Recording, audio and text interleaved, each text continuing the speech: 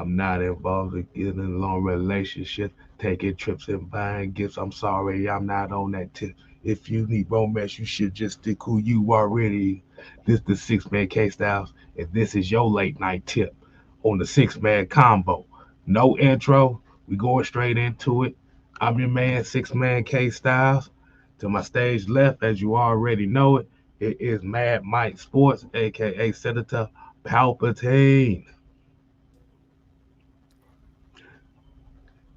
Mike And and fell asleep over there. Might sleep in the motherfucker. Um,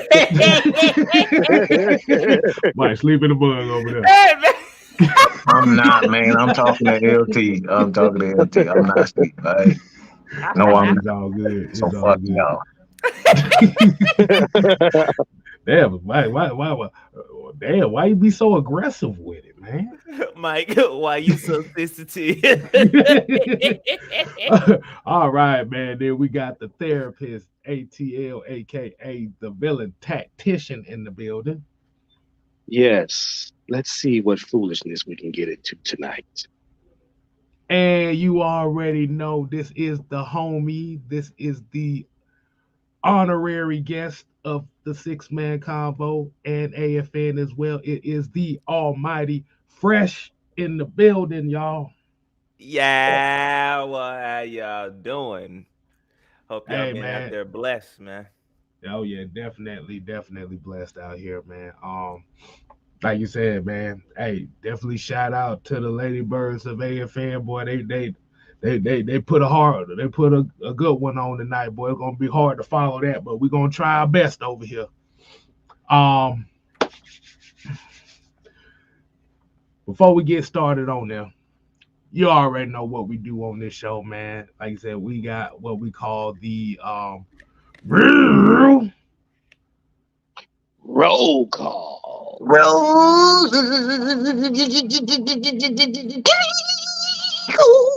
Come on now. Come on, Chevy. Turn over. Come on. all right, Prince. All right. So we're just waiting for everybody to kind of get on over here from the AFN, from the Ladybirds of AFN. Like I said, we waiting for a few of y'all. I'm Like I done, said, man. You we gotta we adore them shit. hey yeah, man. It I juicy. definitely enjoyed. I definitely enjoyed it. And Mm-hmm. if you missed it, you make sure you go here and recap it, not only on Atlanta Falcon Nation, but Mad Mike Sports as well. And we got a few people finally coming in here. I just wanted to do that again. I'm sorry. Oh, oh my goodness, boy. Boy, sound like a 72 Miata on the last drop of gas over there. Um, so today, today's roll call, we're gonna kick it off with Pat Norris. We got Big Ant in the building, JB, King Treyway. We got A137 Sauce. We got Wallace Smith, Old Chicken Holler, and we got Sonia. Hey man, we need you see we can get a couple more people to tune in here over here. It's a different time, y'all. We closing the night off the right way. We got Southside in the building. See, we can get a couple more people in here. You know what? And forget about it. Hey, let's go ahead and get right into it, man. Let's get right into it, man. All right. First top. First of all, I want to ask the fellas, man, how y'all doing? How y'all doing this evening? How you doing this evening? Wonderful. Oh, yeah. Wonderful, wonderful, wonderful. I'm good. Very good. Good. Yeah, you got to add the T to it. All Good. right. All right. So let's go ahead and get right into it, man. As you already know, we never really gave our takes on this, but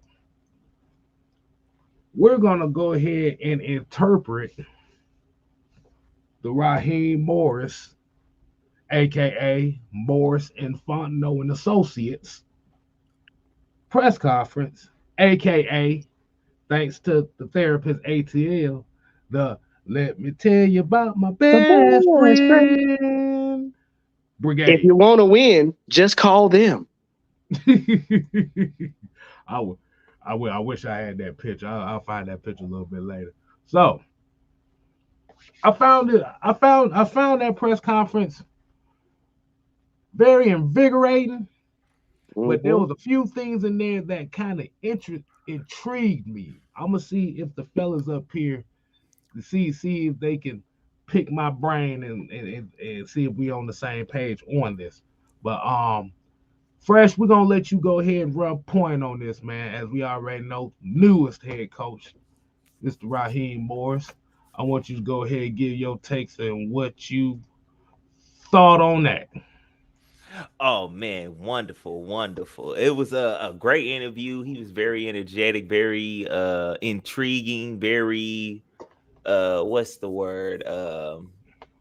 Intuitive, indicative of everything he was saying. I very appreciate how he painted the picture of his journey to becoming, getting his second chance as a head coach.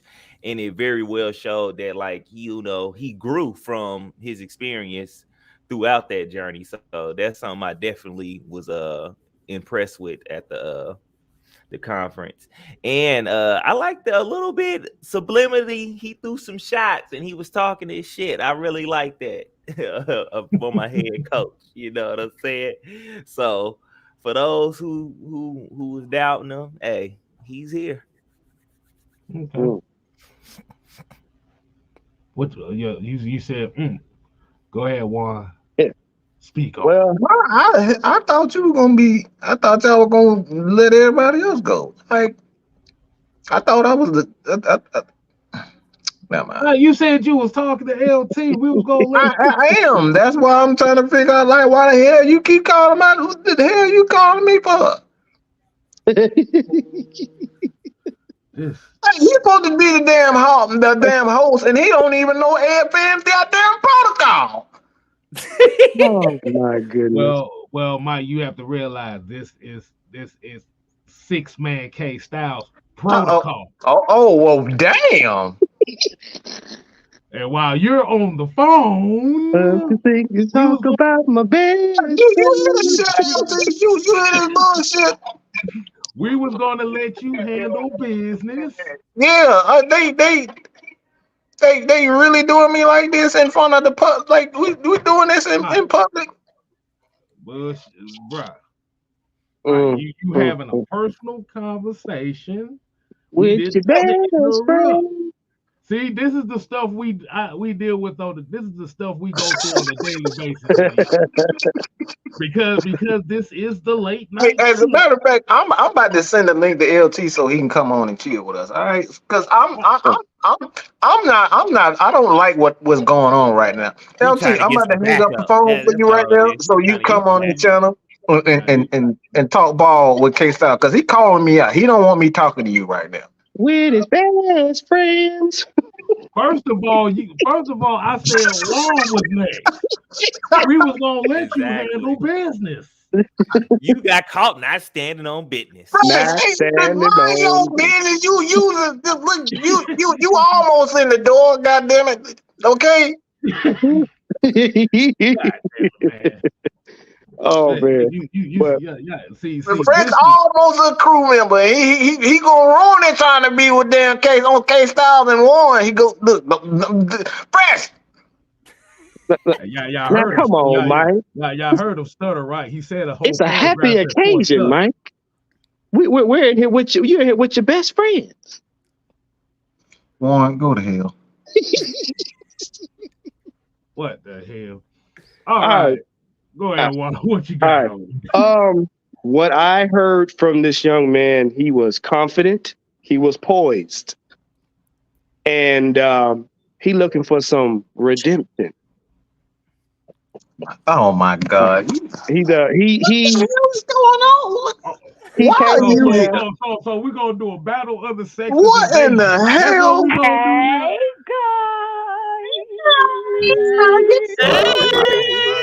Oh, pajama party.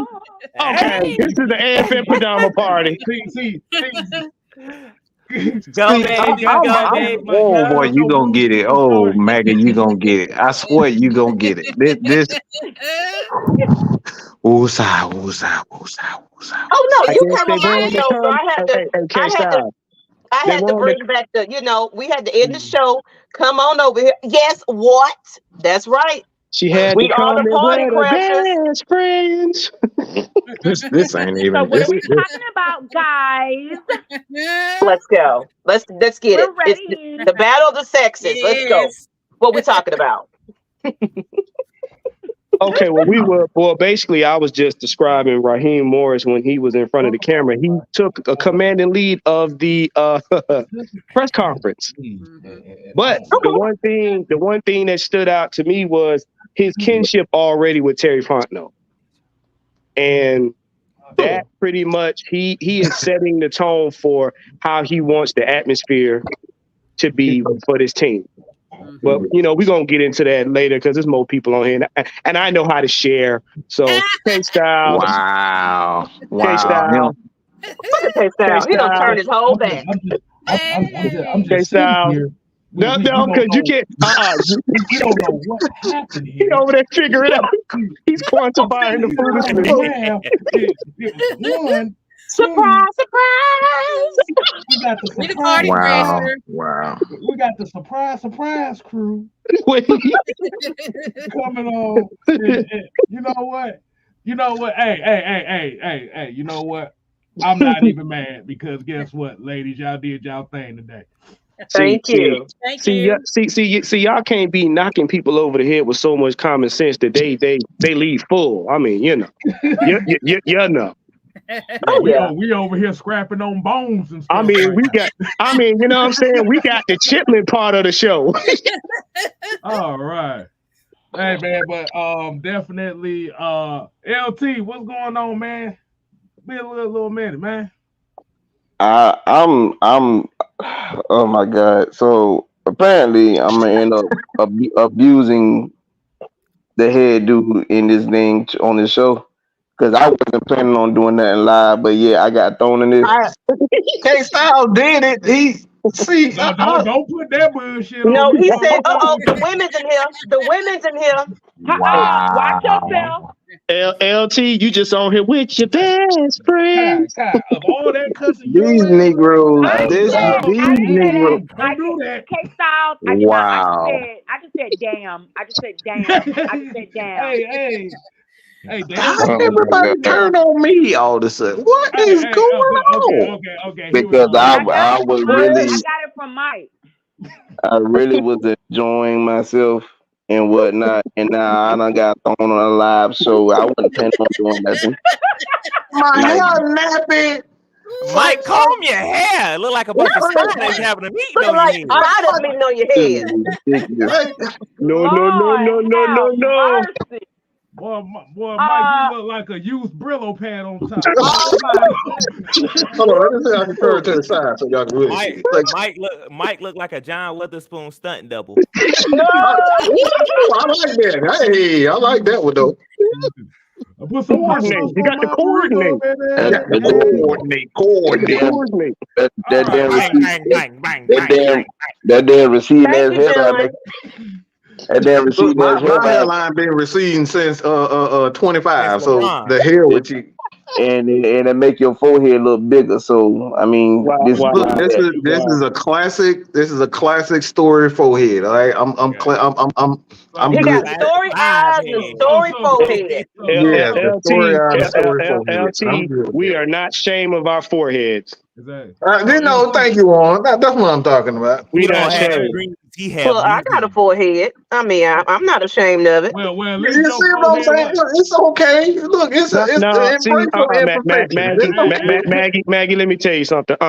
See, you got that forehead where they just look at her forehead. It's just so nice. It's just they look at our forehead. They're just like, look at them two. What? They came us. Look, I can't say nothing, man. My hairline look like the first Dance on the Soul Train line. So nice and dry. That's me right there. All right, man. We just strayed away from the topic already. Okay. Let's get serious over here. nappy hair and everything. Hey, y'all ain't gonna get this nowhere. Y'all ain't gonna get this nowhere. Y'all know that. What were we All right, talking y'all did like I don't know. I have no idea. Raheem. Raheem Morris. Got okay. LT, what's your take on Raheem Morris, man? He can go to hell. That's weekend. Blame me. Listen, at this point, ladies and gentlemen, your boy is just here for the ride. I'm not saying that I don't wish success because I do. In order for Atlanta to be successful, he has to be successful. So that's just the way it is. I'm at this point. I'm sold. No, but it's something that he must have told them that made them feel very comfortable with making him the head coach. So I'm riding with the decision. I can't sit here and say like, well, you can't get a man a chance. You got to give him at least a chance. What he done in Tampa is one thing versus what he could have learned. Because I think his years in Tampa was like from like 2000 and I'm thinking like 2009 or 2010 to like 2012 or something like that. Yeah, So 2012, 13, somewhere. yeah, so he could have learned a lot in over the past decade. So I'm pretty sure he could come in and fix some things. I ain't gonna say it's immediate championship because he got to still implement his system along with the coordinators got to implement their systems. Yeah. So it's gonna be a very interesting year. Overall, I will say that I'm not gonna say I dislike the hire. I'm not gonna say I like the hire. I'm just saying I'm just here for the ride. Hopefully that we could go beyond 7-10 that we've seen the last 3 years, and maybe we could go, 8-9. but at the end of the day, Things improvement. but it's an improvement. I would say this though. I think he could be successful. I think that his time coaching elsewhere and being back in Atlanta could actually help him prove himself. I'm pretty sure he knows like this is really his last chance at this. So he got to make the most of it. And if he can turn Atlanta back into his winning ways, then he will be our head coach for the near future. All right. Yep. So since we got a full panel tonight, I got a question that everybody can answer. Whoever goes first can take on this. When Raheem Morris talked about certain players, brought up Bijan Robinson, brought up Drake London, brought up Matt Ryan. Yep. Brought up Matt Ryan. He did. Yep. Come on, Pastor. Come on. I'm gonna give a shout out to Sam on this one because he called him the phony unicorn. You mean yeah. Yeah. You mean penny loafers? It's pay. It's pay. Yeah, it's pay. So a lot of people that kind of watched the press conference kind of took it as is this one of those guys that may be on the outside looking in?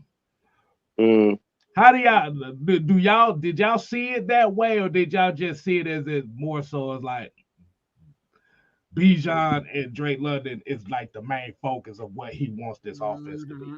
Let me start off real quick. What I'm gonna say with that is this: we won't know until next month.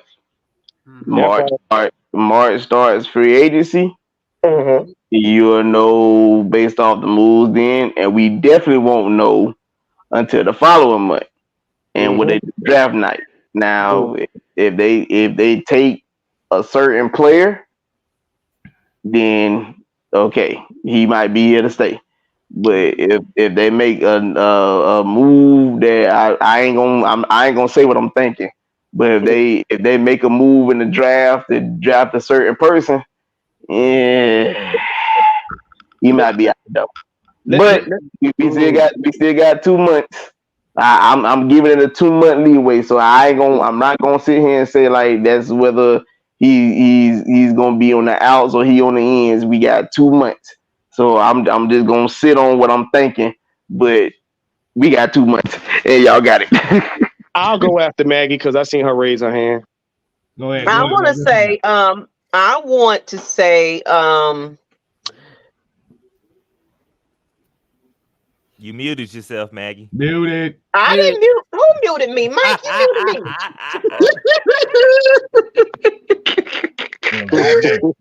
Hey man, y'all man, that's funny.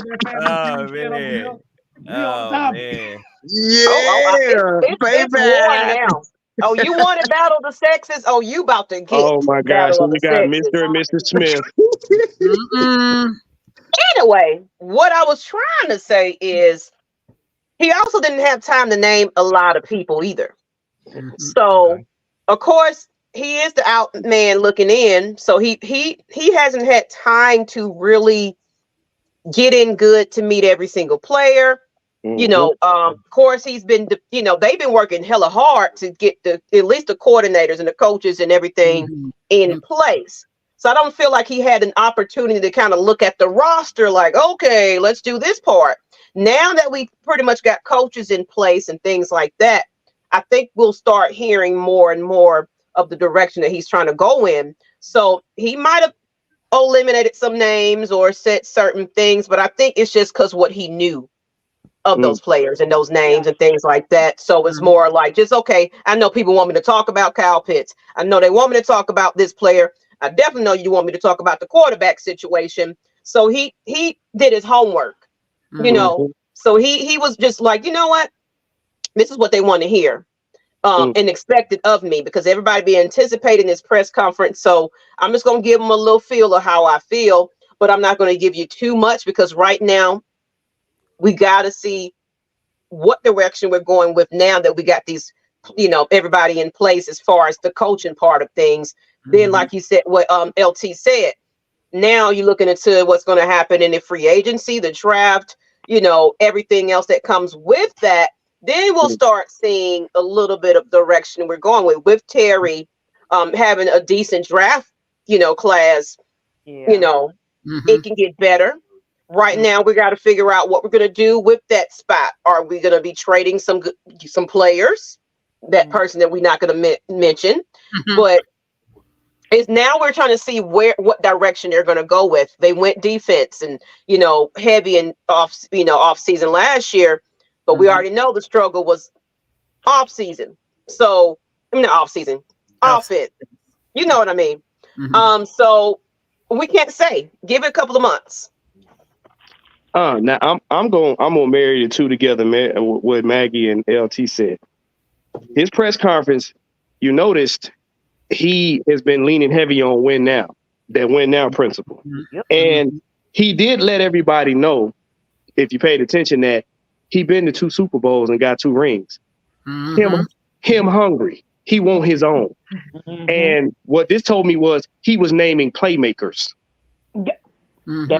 Yes, he was naming playmakers. So I can't say, like LT said, I can't say for certain if Pitts is on the outs, but going back and watching some of that film they had on how they ran the red zones in LA, he looking at playmakers. And who stuck out this season? Drake stuck out and Bijan stuck out. Matt Ryan was a playmaker. He stuck out. So Raheem's mentality, I'm going to let y'all know, is results.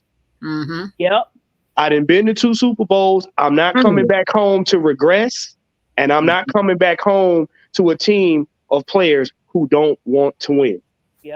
So that's what I took from it. The rest, I'm going to be like LT. If you want to know which way the Falcons are going and what our identity is, pay close attention to the free agency. That will let you know everything. The draft is going to be the cherry on the top. I've been saying it all offseason. Y'all got it. Can I say this right quick? Let me say this right quick. He showed too much teeth. There's a lot of evil behind that. Oh yeah, that's that Joker smile. That's that Joker grin. He got some for him, K-Styles. He got some for him. That's that Joker grin. Y'all already know And that. he got that little beard, that little goatee right there. He got something for him. And I agree with Juan. Actually, that's exactly what my thought was when he mentioned Drake London and Bijan. Those were the playmakers. Mm-hmm. Those are the spotlights. That's what he wants to build around. That's what's gonna spark it. Mm-hmm. You know, a rookie now. And I personally, Maggie, know how excited I am. I'm excited because I already knew. But I agree 100% with you. Those were the words. You took the words right out of my mouth. That was exactly how I felt because, again, going back in the season, those were the big playmakers. Mm-hmm. And not to mention now, Ms. Kai, we've all said it. Mike and the rest of us have said it. Drake London has come into his own. Mm-hmm. And I mentioned one thing about, and y'all can go back on the shows, and I'm going to let you have it, Ms. Kai. See if you can add to it. Remember what I said when they was talking about Belichick. Raheem don't want to have to do no heavy lifting. He came home because he's seen, okay, weak division. I ain't got to do a lot of heavy lifting. Why would you put a quarterback's coach in a quarterback coach position if you don't want to do no heavy lifting? You got it, Ms. Kai. Yep. No, I mean, that's all pretty much what I had to say. You know, I think Raheem, this was his time. It was time for him to come back. He wants to be here, and that's important, y'all. He's not just coming here just to do a job, just to take the head coach job, just to take that title, just to take that role, just because he wants to be here. He was wanting to be here. This was his plan all along when he even went out to LA. This was his plan. If you go back, look at the interviews, the recent interviews, even, right after he won Super Bowl with the Rams, go back. And he was waiting on Atlanta to call him. Exactly. Yeah. He told RG3, because RG3 said it. They were talking the night before it was announced, and he was something about they need to send Jim Harbaugh somewhere, I can't remember exact words, but he was like, because he said they need to do that so Atlanta can come get me, so they can come get me. The words were so Atlanta can come and get me. He was Can I add something to that, Kai? And I said it on our Lady Birds of AFN real quick. I just want to bring it to everybody else's attention. But I think this was, if anybody didn't notice, I think it was a dig at Arthur Smith when he said, I'm not the smartest man in the room. Yep. But I'm going, he basically was he's bringing in people that know exactly how to operate their portions of their positions in coaching and everything else. I'm going to bring some great people in here that knows how to manage a team and coach a team and everything else, get these players together. So I ain't got to be that man that think that he got that big ego. We ain't got no quarterback coach. We ain't got this going on. And I feel like he's like, I don't need all the work done. I don't need to be doing everything. I need everybody to know their places, and everybody we put together collectively. That gives us time to develop these players. We got quarterbacks coming into quarterback positions to being a coach where they're rightfully supposed to be. So we're seeing things kind of start to gel and take place just a little bit more than what we were seeing last year with Arthur Smith. Just wanted to say. Could I say something? I got 3 words. CEO. He is the CEO of the Atlanta Falcon team. He's going to have his fingernail, toenail on the offense, fingernail, toenail on the defense, and fingernail, toenail on their special team. He is not going to concentrate on one area. He's going to concentrate on the whole team. Exactly. With him being some experience of both sides of the ball, that's definitely a one up on that. So I'm here to see it. He said it. He said that's why I hired these guys. He said it. I hired them because I need to focus. I need to focus on being a head coach. That part. I need to focus on being a head coach. I can't take on this.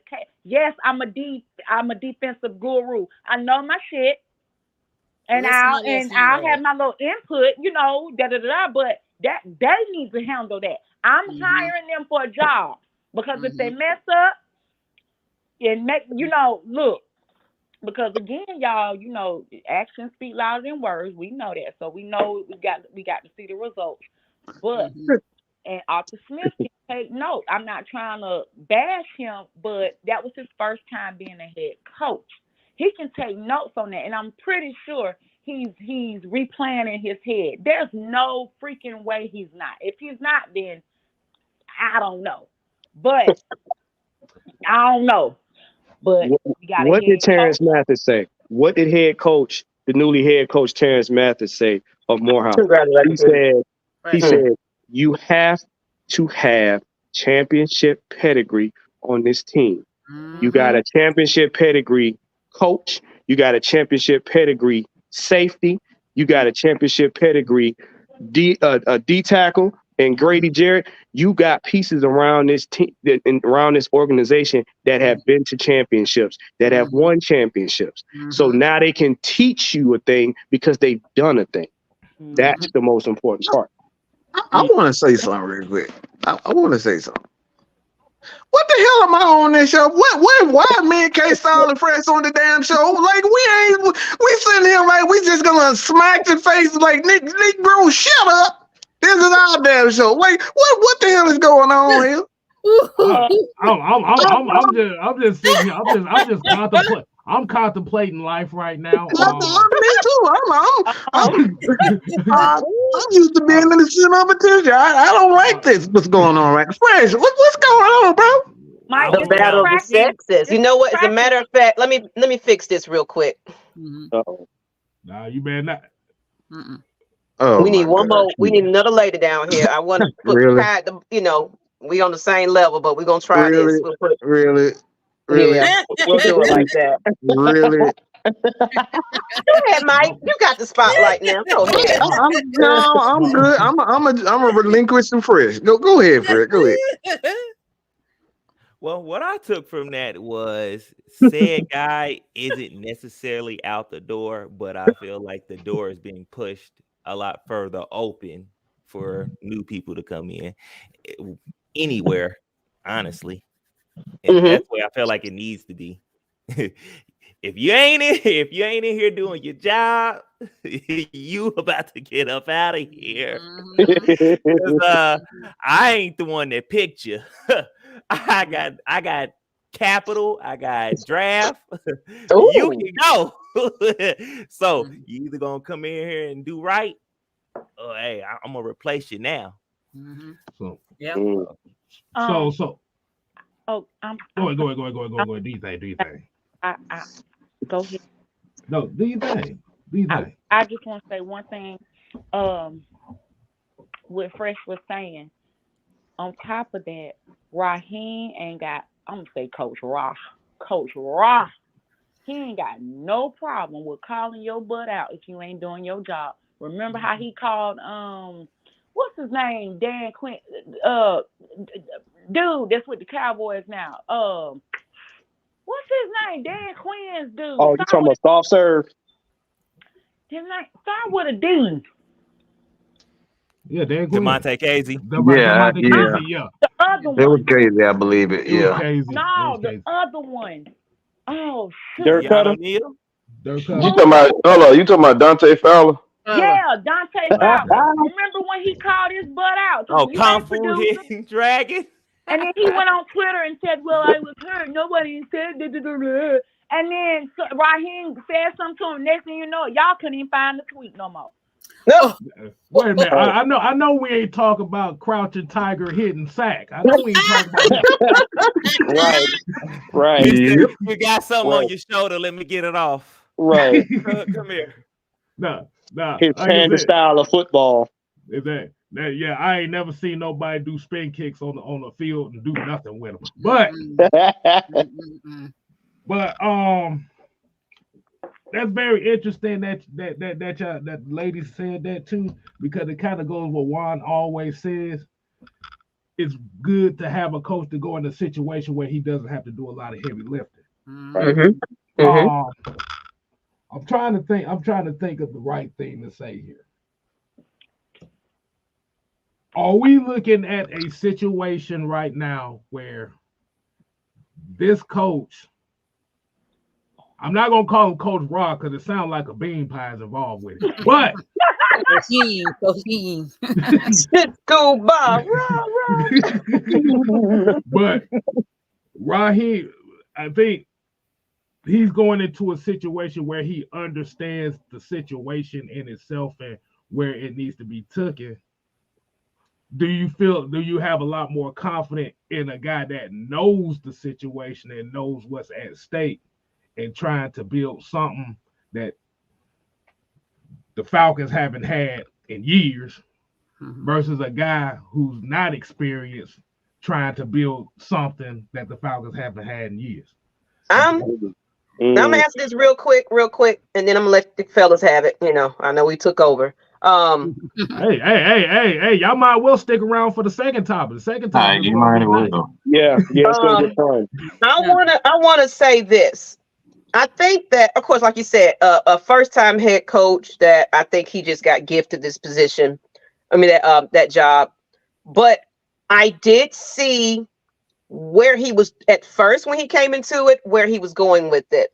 It was about competition. It was about, well, of course, it sounded good. Of course, that's what he talked.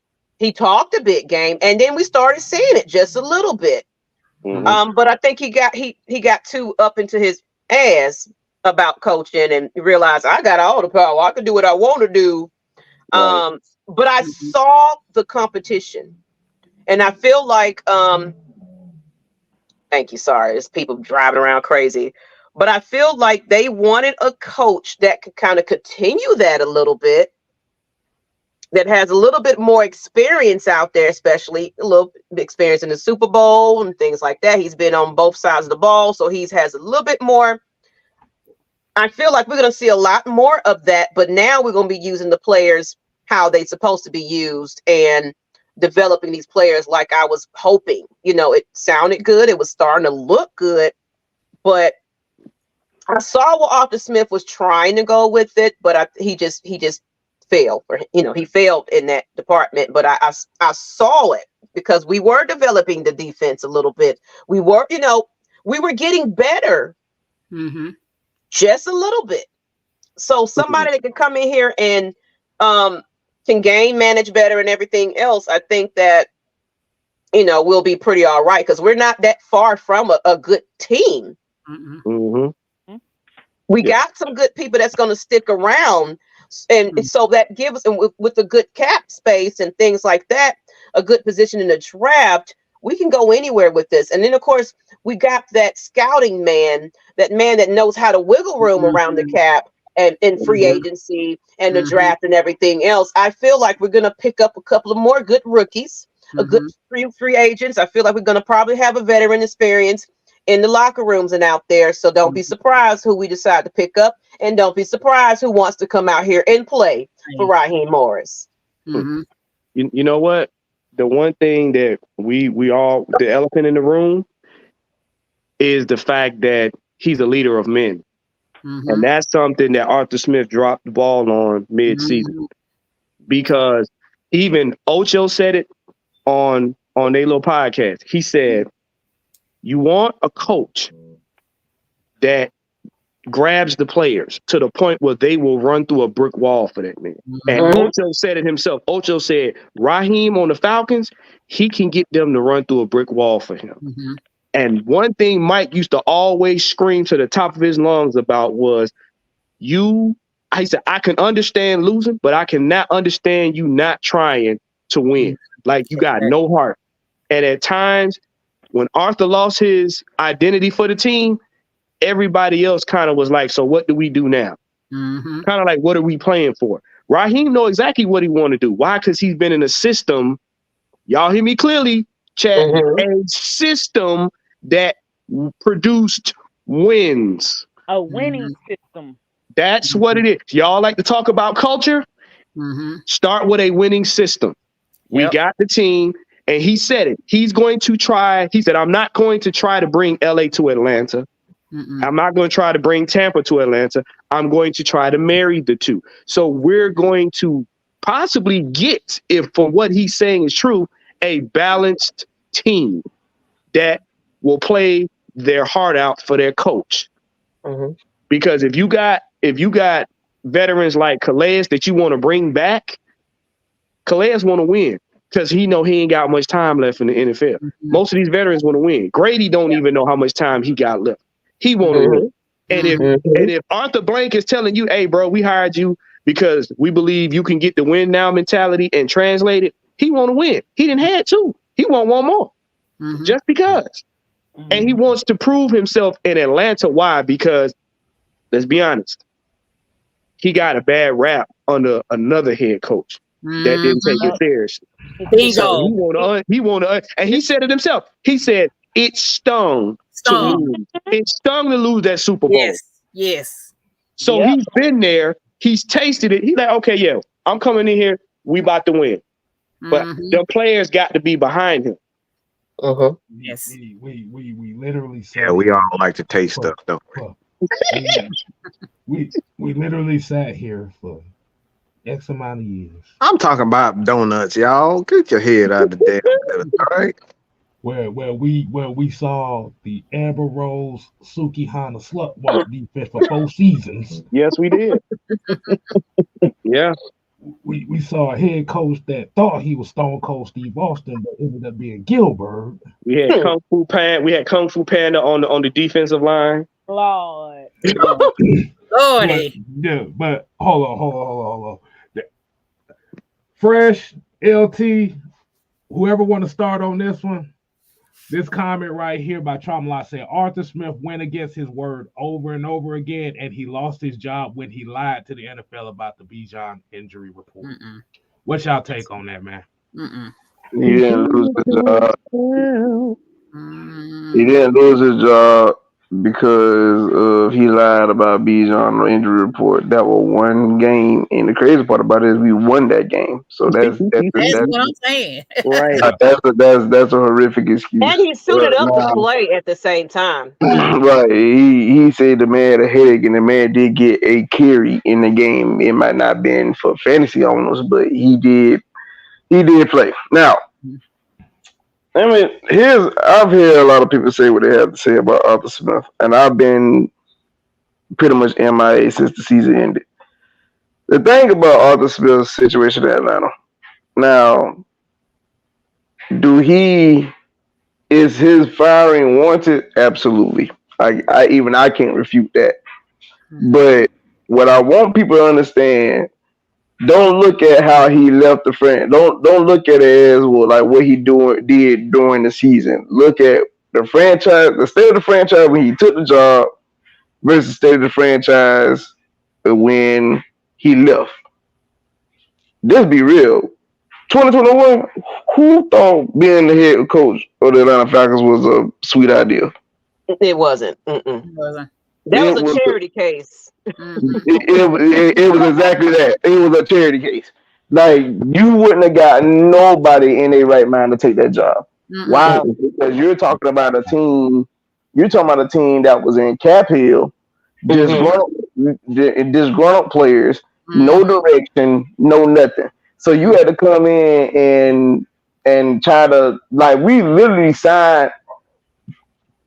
I'm just gonna call it. We literally signed guys like my fat ass off the couch to be on the team. It was 25. It was 35 undrafted players or players that were sitting on the couch. Yep. We did say Dollar General. We use that a lot. Dollar General players. Nah, we had that beans and bologna crew. I got beans and bologna. Please come home. I mean, you could say, you know, they worked at Dollar General, Family Dollar, Food Line. I mean, hell, I'm still trying to figure out who the hell uses M&T Bank, and they named this stadium in Baltimore. I never even heard of the place.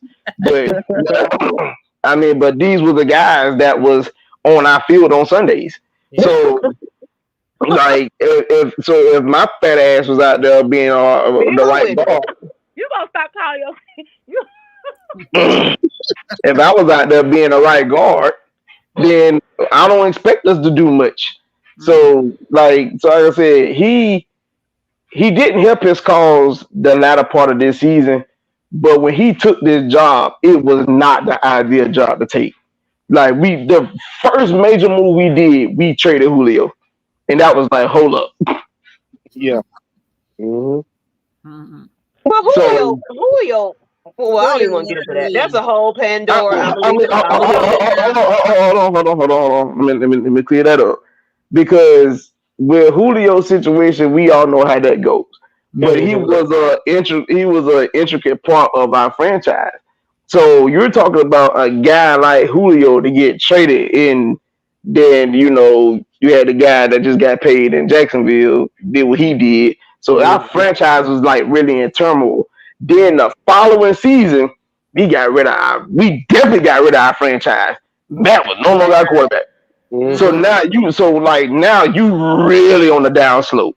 So we thought this year could have been an up and up. Now I know people probably been pissed that they gave him another season. I wouldn't have been, because like I tell when I got asked people on our shows, can anybody name who was our starting safeties in 2021? Most people can't. That lets you know we literally had like a different set of safeties every year that man was here. We had a different receiving core every year that man was here. We had a different quarterback every year that man was here. So it was hard for him to be successful if you're not having consistency. The whole point of football and have a successful team is continuity. We had none of that for 3 years. Mainly because of cap space and trying to regain our identity. Now we're trying it again. This is why I'm kind of reserved on the Raheem Morris talk, because he has to establish his identity to this franchise. Now, I'm hoping it's a physical identity. I'm hoping it could turn into a winning identity, but we still got to see what it does come September. Because talking about it in February and March means absolutely nothing until September get here. So that's what I said. It's gonna take, like you said, a couple of months to see where they're going. So I'm right there with you, LT. So that's why I be reserved on speaking ill on him, because again, I'm pretty sure it has been hard for any coach to coach this franchise for 3 years. So if Raheem Morris is successful, I ain't gonna say bow down on Arthur Smith, but pay a little homage, because he leaves him and Ted Fontenot at least got us in a position where Raheem Morris could come in and then take us to the next level. It's like watching Steve Kerr get all the credit for Golden State, even though Mark Jackson built the team. And then when Steve Kerr takes over, he wins the championship, and everybody like, oh my God, look what Steve Kerr did. Well, Mark Jackson built the team. I felt the same way. To be honest with you. So that's just how I feel. Like I said, I'm not saying you got to just be like, oh my God, what Arthur Smith did. Like, no, because like I said, what he did to get himself fired was warranted. But at the end of the day, like, if Raheem Morris could exceed, well, we have to give, okay, Terry, you did a great job over the last 4 years. Arthur Smith, even though you're no longer here, you did enough to get us in a position where we are, and Raheem came and finished your job. And that's what I said. We improved. Yeah. He did a Dean Pease. Basically, if you look at it technically, Arthur Smith is like Dean Pease. Dean Pease came in and he set a foundation. He seen where there was issues. He set a foundation, and then Dean Pease bowed out and let the defense was able to take a leap. Arthur Smith, whether we like how he handled his business here or not, he set a foundation, because you got to think about it. In my opinion, if that had been anybody else without any true grit, Atlanta wouldn't have won 7-10 3 years straight, with possibilities to go to the playoffs. So we have to give him that much credit. But my belief is he is a stepping stone so that now Raheem can take us over the hump. Raheem can come in and know how to actually utilize what's here has built. All right. We got a second topic for tonight. And I see a very particular person's in the chat right now. The second topic. How many got there? Never mind. Bro, we ain't even got to this. We were still on the first one. Dang, we sure was. That's why I hushed up. We was on the first one, but it had 3 different versions of it. That's why it sounded like it was 3 times. What the hell is that? All right. I just want to know how the hell you on one topic and then you got 3 versions of one topic. I don't even make going back on mute. It's him. He always. Yeah. That's the multiverse. This is multiverse. Damn right, multiverse. All right. So the second topic is, if you're gonna, I'm gonna tell people right now, if you're gonna be offended by this topic, Uh-oh. I will turn off now. You better well go X videos or whatever you got to do for the night. This ain't gonna be the one for you. Mad. You know, that's like a plan right there. Appreciate it. Ooh, this about to be fun. Ugly. Lord. Now. Lordy. Now.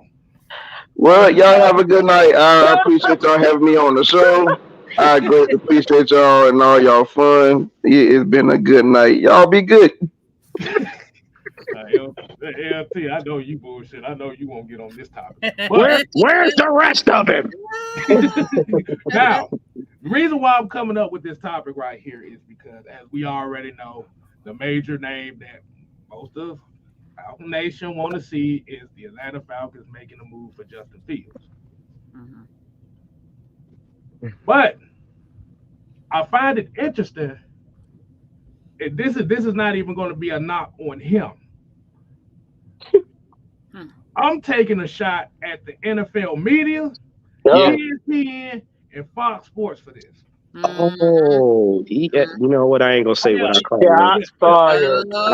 I'm not gonna say what I call him, but yeah. Let y'all gonna like it. Wait till let them finish. Y'all gonna like this. Now, when we talk about and I've been doing this Justin Fields experiment for about a month on Twitter and on these shows. And I find it interesting to me that, one, for a guy that's supposed to be the superstar type of guy, like they say he is, they pushing him out of Chicago. Now, if I'm looking at it as a football team, if I have a guy that is on the cusp of superstar ability, why is me as a football team is going to be wanting to get rid of a guy like that to bring in another guy that may do the exact same thing that I already have? Second, why is Atlanta the premier destination for every quarterback that we see at free agency? Ooh-wee. When people describe Justin Fields, what's the main thing they always say about him? Yeah, that boy sure can run. Hold on. What was your latter question that you said? I said, when Justin Fields, when anybody that describes Justin Fields, what is the main thing everybody always talks about with him? And we've done a couple shows on this topic, and the very people fell into the same trap. You from Atlanta?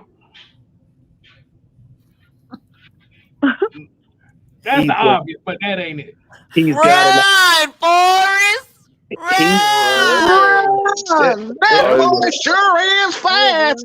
He can run. He got rushing yards. But you know what? I'm going to say this. I think people are still upset that we did not go with him in the draft. So, of course, with the legs and Vic, comparisons and everything else, they want that in, Atlanta. But it was also because why didn't we get him when we had him on the board? Yep. I'm gonna hold my comment for later because you know what I'm about to say, K-Style. I know what you about to say. I mean, listen, man. The dude is a fantastic athlete. I will give him that. He's a fantastic athlete. Yeah. But if you want to win in this league, bro, you got to know how to play quarterback at least a little bit. Thank you. God, I hate how I had this. Go ahead, LT. I know you nauseated. Let me finish it. Let me do this like this. So we got a rutabaga in here, and this is the man guy. Yeah, he needs to What's up, rutabaga need to sit his ass down somewhere. Nah, Rooter, that's his name, and the way your troubles go down the drain. All right, so here's the thing: the dude just isn't great at the quarterback position. The performances that you did see this year, when he had a quote unquote monster game, you noticed that DJ Moore had majority of his yards. That's not a good quarterback play. I don't care what nobody say. Like, that is not good quarterback play. You do not, when you have say if Fields throw for 370. Now folks will say, "Oh my God, he had a wonderful game," and I'm sitting here saying to myself, "Well, DJ Moore had 230 of that. So did he really do anything?" Can I ask you a question right quick, LT? What's up? If people are so enamored in Justin Fields throwing fits, is what I'm gonna call them, because they ain't consistent, wouldn't that equate to more wins under his career than what he got? I'm just asking. Because in the same breath, people like to clatter and clamor on to Ritter, but this young man had 90% of our game wins this season. And most of those games came with 200 plus yards passing. I'm just saying. Not talk about this. I'm just saying. Hold on. Look. Let me say this. The main trade compensation that the average person says that this could happen is a second round pick. That sounds good. Here's one problem. You have a decision to make in 2024 if this deal goes down. Which means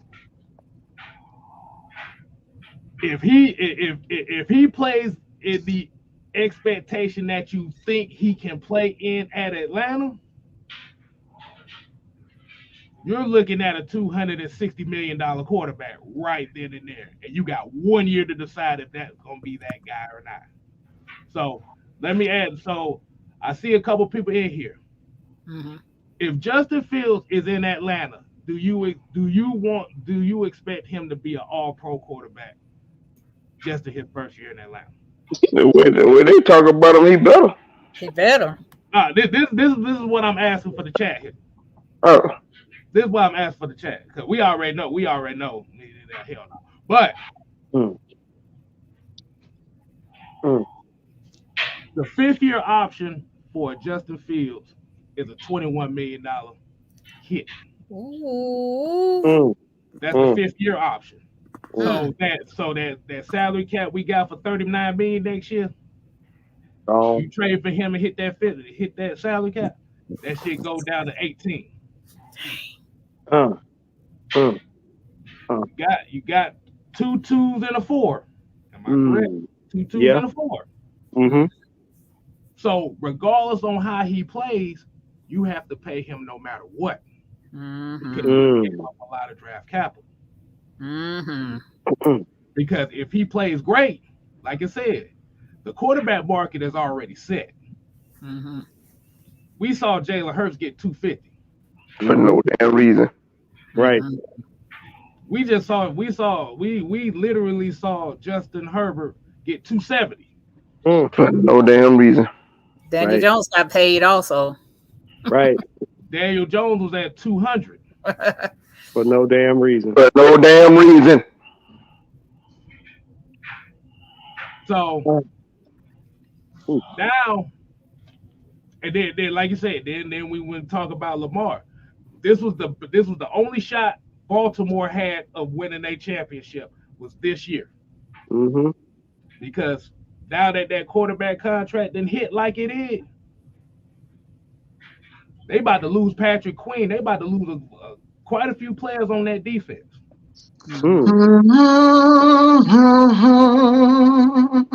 Statistically, the best Baltimore defense they ever had. Let me say this. Can I say this and address it? Go ahead. I love when people put narratives in people's mouths and things like that. Right now, we're not the head coach. We're not the owner. We're not the GM. We don't know what's going to happen with Ritter. We don't know if he's going to be QB1, QB2, or off the team. Right now, we're talking about Justin Fields. See, Arutabaga doesn't want to answer the question because he doesn't want Justin Fields for that high amount of money. See, and that's the problem with most of the people. That's the problem with most of them. They want him here for the symbolic gesture, right? But they don't want him to be successful enough to where he has to be the highest paid quarterback in the league. But K Styles, I have a question, and I have a question for our detractor babies. Thank you for showing up. Do y'all think that putting Justin Fields on the Atlanta offense is going to make him mentally process better? Because we all know this. He's a great athlete, yes, but he mentally has the cognitive function of a quarterback, of a sponge. This young man throws balls at the back of his lineman's head. He missed 3 of his own weapons in the end zone and bear hugged a sack. And y'all think that he gonna come here and magically get a PhD in quarterbackism and actually take us to the Super Bowl? Because here's my caveat to that. While y'all are giving him flowers and praises, he won 10 games in almost 4 seasons. Please do the math. That's almost 2.5 games a season. So please tell me, where is that going to change? Let me have the flow real quick. Can I have the flow? So I have a simple, and I'm trying not to like twitch. I got the Ritz or something like. So y'all bear with me. Like I'm trying not to go there because I don't want to get fined. Okay, Miss Maggie, I'm trying not to get fined. And I'm ready to go eat. So I'm hungry. Tell me what this guy has ever won and what he's ever done. Thank you. Look again. I'm a Georgia fan. I loved him when he got there. But again, what has he won? What has he done? And what is he good at besides looking like Forrest Gump on damn TV? We've seen that before. I was running. I'm this again. Tell me, I don't care about your dreams. I don't care about your fantasy. Tell me what he's done. Tell me, all right, have we not seen a Negro throw the ball 70 yards before? We seen a guy throw 70 yards on his damn knees before. Him throwing the ball far that's nothing different about it. And I'm a shut up now because I feel myself getting angry. But tell me why. Tell me, and we're not. I'm about to really piss you off. I'm finna really piss you off. I'm so done with this subject. I'm done with this topic. I'm done. That's cold. That's cold. I'm just done with all the national media trying to throw every quarterback that will fit Atlanta narrative. We are not the clothing line for the daggone. I'm fit to piss Michael off because that boy couldn't even beat Say it. Don't That boy, you don't you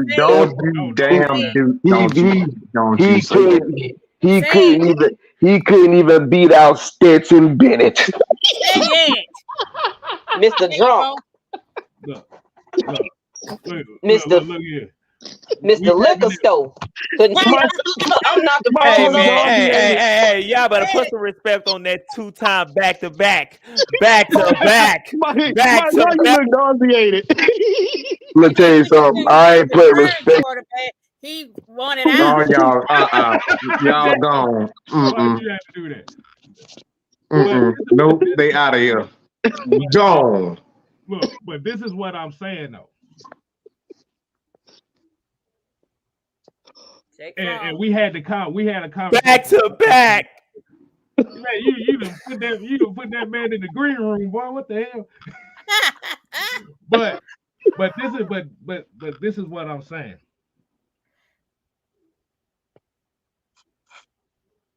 If we look at this NFL draft, you literally have the same exact players in the draft.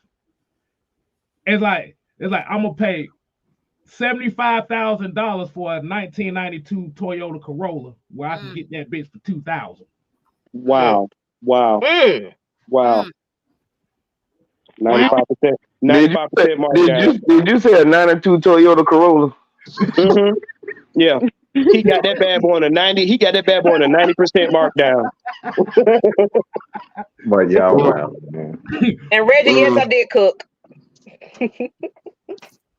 See, the problem is when we look at this whole Justin Fields Ritter thing, it is what it is. What the hell ever. But you gotta you gotta be real with yourself. Are you hoping that he's gonna be good here, or are you guaranteeing is he gonna be good here? They doing the first one, K-Style. Because if you're hoping, you're just looking for the symbol to make you feel good. And that's what this media has done to these the Atlanta Falcons fans. And this is why they've played this fan base against each other for so long. Because they know that our emotions is gonna make us say and do stupid shit. Yep. And ATL Leo make a good point. He said, how is he an upgrade with only 10 wins? And now for all y'all that don't like the stats, that's 10 wins over 3.5, 4 years. Ritter had 6 wins in 17 games cobbled together between 2 physical years. So you got a rookie season versus a 3-year veteran. And he almost got the same amount of wins as Justin no quarterback Fields. But y'all think he gonna magically come here and we're gonna go to the Super Bowl. We go all right. All right, can we close this damn show? Because I'm tired of this shit. All right. All right, we about to close it, but I will say this one thing. When I said that you got the same type of quarterback in this draft, I was talking about Justin Fields, not Desmond Ritter.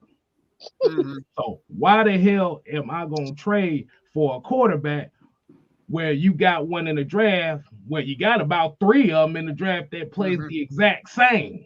I can trade for Malik Willis, get him for a 5th round pick to do that. And a box of chocolates. And this is coming from a guy that said he don't like our show because we agree on topics. That's the funny part about it. Because we're not chaotic. Well, we are chaotic off camera, but I'm just saying. But no, we're not chaotic. We're not chaotic. But y'all don't see that part. But at the end of the day, whatever the hell happens, it happens. What I refuse to do is put all my eggs in one basket. Because it's a possibility that he may come here. It's a possibility that he may not come here. It's a possibility that they may draft a quarterback. Because we don't damn know. They may get a vet quarterback. Hell, and all hell's possibility, Desmond Ritter may be the starting quarterback next year. We don't damn know. We don't damn know. Don't laugh, because we don't know. It's possible. it's a possibility I spend $40 a weekend, but we ain't talking about it. All right, Chauncey number 2. That Chauncey.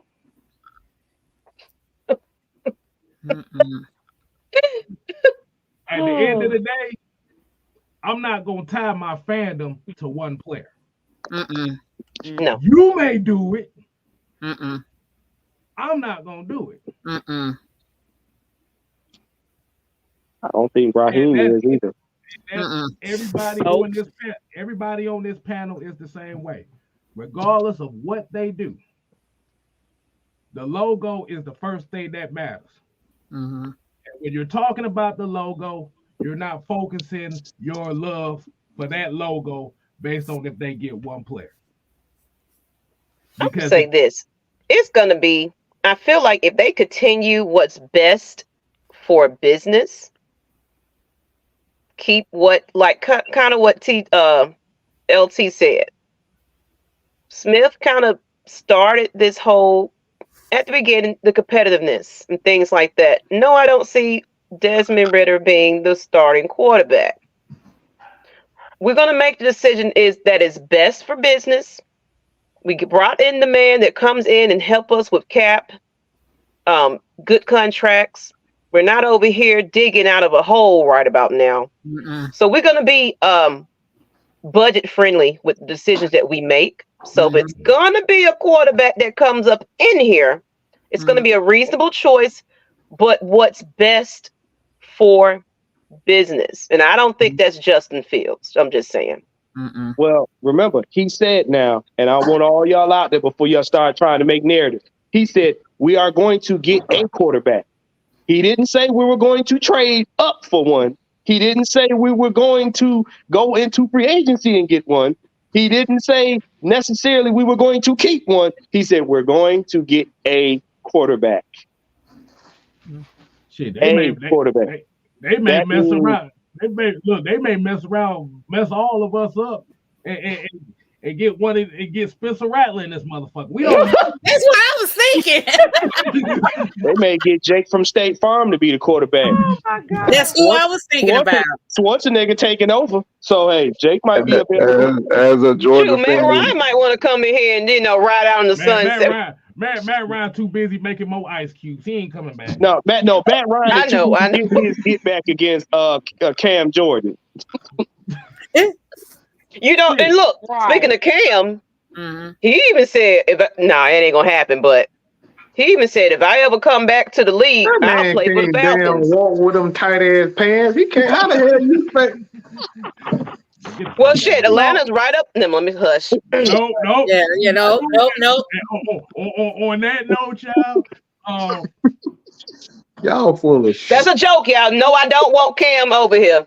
That's just a joke. I'm sorry, Mama. I'm sorry. Look,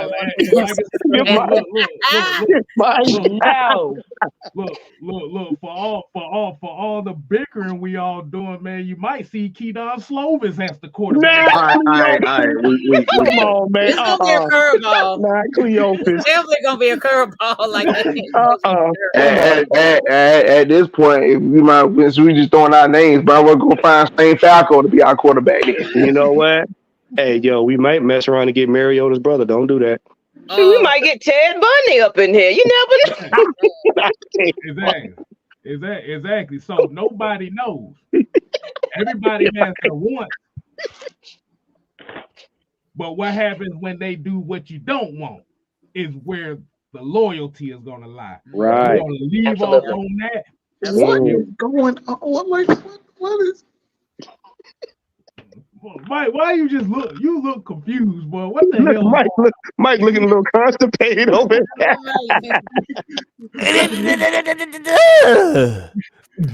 Mike, what's going on? All right, we're gonna let everybody go ahead and close it out, man. Everybody get their final takes in what they want to speak on. Floors, whoever want to kick it off. Oh man, left for a good job in the city. Working for the man every night and day. And I never lost 1 minute of sleep, and I was worried This man about about to the get mute same again. thing. He's really about to Big Hold wheels keep on on, turning. Let him finish. Let him finish. Let him finish. You I'm got good. Go ahead. No, we got to do. Look, I was ready to do my Tina.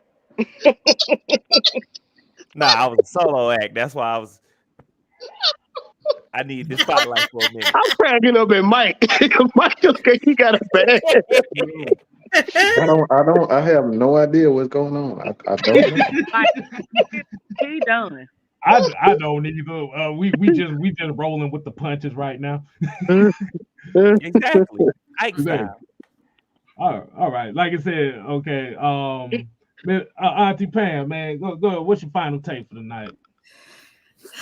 Well, Please be normal. Please be normal. I'm speechless right now. She heard the name Keydon Slovis and fell out. That's K-Style, you just can't be throwing Cleophas on people, man. Normally, I'm the one who renders everybody speechless. I like. Yeah, Mike. We just here. We just here. I see. We took over. Well, Mike. Only thing I can say is trust the process. There you go.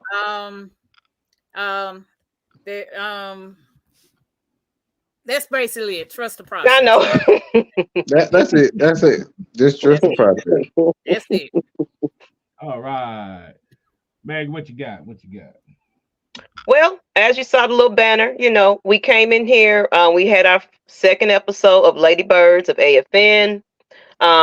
We gave our opinions on Raheem, his press conference. As far as my last words, though,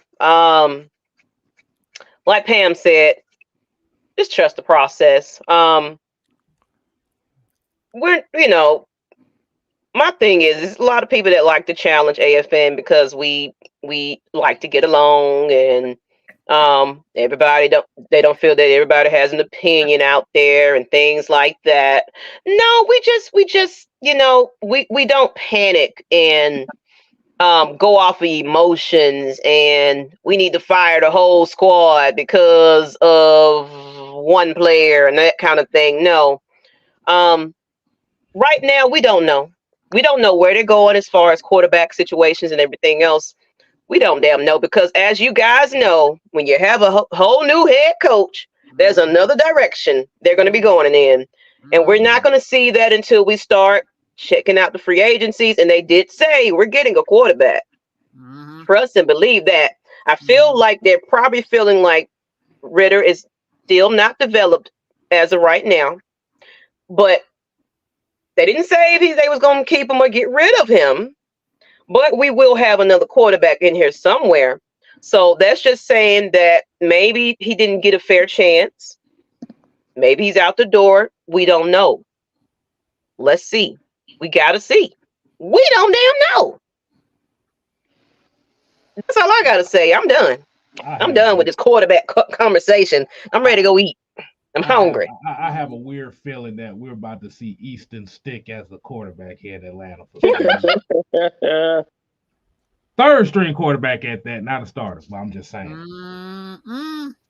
Because Logan Wood, Logan Woodside's a free agent, so they're gonna need a third string. So it's probably gonna be Easton Stick because he has experience with Zach Robinson. So I'm just saying. All right.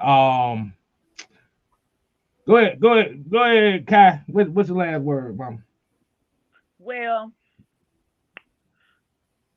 for the ones who in the chat and people come out, we agree. So get mad at this, because I'm gonna say the same thing. Trust the process. You have a new coach in here. He's familiar with Atlanta. He's familiar with the organization. He is, he's coming for redemption. He's coming for his get back. He's coached and he's learned. He's failed. That's how you learn, from failing. There's nothing wrong with failing. I feel like he's grown.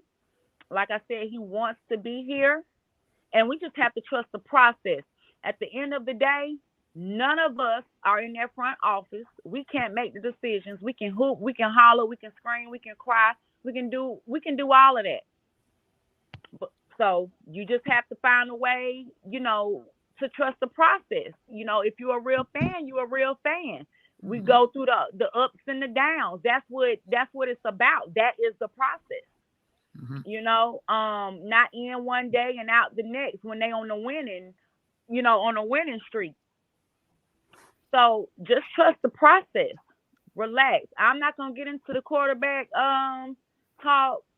I'm just not gonna go there. Again, that's part of trusting the process.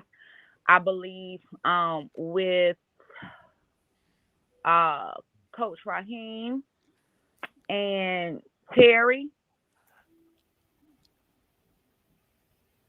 they know what they're doing. And I believe that. So that's all I gotta say. Okay. What you got, Warren? First thing is get comfortable with the uncomfortable. And the second part, no matter how mad you get or what you don't like, nobody escapes the process.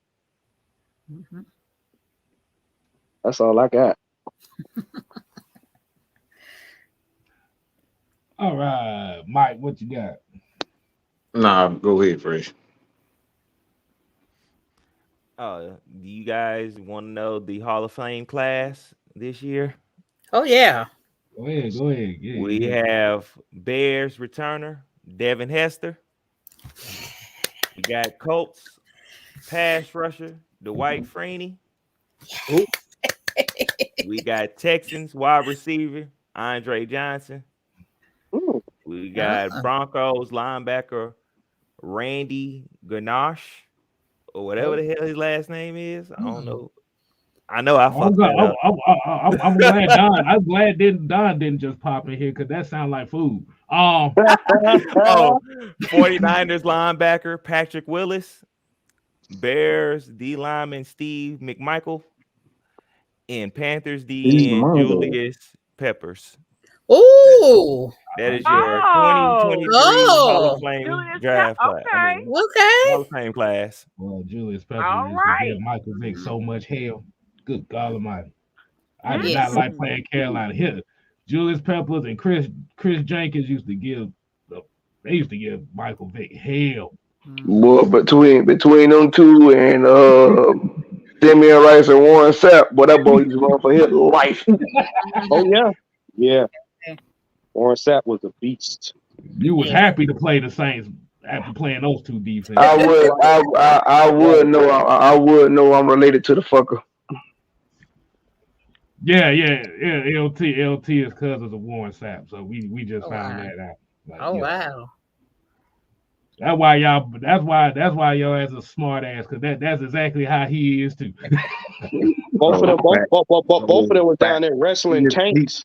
He flat and damn cocky as hell, just like him. Whatever. All right. So I'll end it off. Like I said, we definitely appreciate everybody tuning in. Appreciate the ladies coming on with us. Thank you. I ain't gonna let y'all because she hungry, okay? She got hunger. That contributed to the damn foolishness that was the late night tip edition of the 6-man combo. This was pretty all fun, because she hungry. Just left y'all because she's like, now I hope y'all taking notes. Yeah. Take the receipts. But I will say one thing. I want to give a shout out to, this is free plug. I want to give a shout out to Spotify.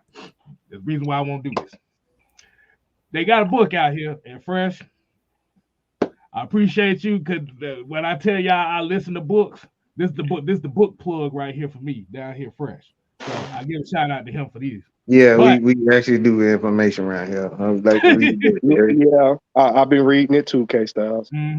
But there is a audio book on there. It's called The Courage to Be Disliked. And I think it's a definitely good thing to listen to for a lot of people that may be struggling with issues on on being accepted and having the courage to say fuck that. I rather be. I don't, because I don't give a fuck. Hey, wait a minute, guys. Now that I'm listening, you know, y'all supposed to be doing y'all show under the Champagne Confessions. Y'all need to talk about that book and stuff on there. We can. Oh, indubitably. It's very good. Indubitably. I'm mad. Mike, why you looking like that? Oh, what the hell, Warren talking? Why would you say that? Where the hell that word come from? It means you agree. Okay, what? Couldn't you just say that? Hey man, you know me. I concur. That made more sense than whatever the hell he just said. Also, if y'all don't have it on Spotify, y'all can go look it up on YouTube. If you look at the one that K Styles got from Fresh, it's very good. I'm almost halfway through it, so it is extremely good. So I definitely recommend it. Mm-hmm. So, and I'll put it in the community tab so anybody get a chance to look at it too. So until next time, people, we ain't here to play. Oh no, we here to stay. Ooh yeah, dig it. You ain't gotta go home. Trash fellas. But you got to get the hell out of here. Ooh yeah. This foolishness right here. I'm just saying. What up the fuck he talking about? Who the hell says I'm indubitably? Les Brown says indubitably. Yes, what? Yes, he does. You know what I'm talking about? Even you saying what? Like, what the hell, Warren? Hey, check it out. Indubitably. That's it. You got it. On all my soliloquies. Yeah.